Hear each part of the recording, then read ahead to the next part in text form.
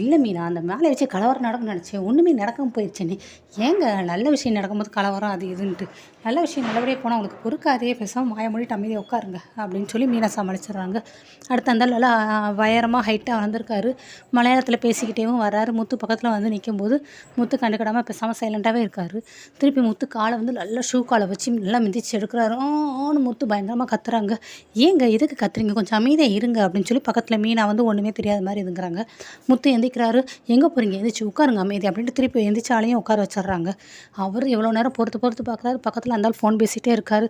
சாமியே சரணம் ஐயப்பா, உன் காலை என் மேலே இருந்து எடப்பா அப்படின்னு சொல்லி பயங்கரமாக கோவத்தில் கத்திடுறாரு. பயங்கரமாக அப்படியே கோவத்தை வெளிப்படுத்த முடியல, ஒன்றும் செய்யவும் முடியல. அப்படி இப்படி கத்தி கையெடுத்து கும்பிட்டு இப்படி இப்படின்னு பெருசாக கையை வச்சு கும்பிட்டுக்கிட்டே இருக்காரு.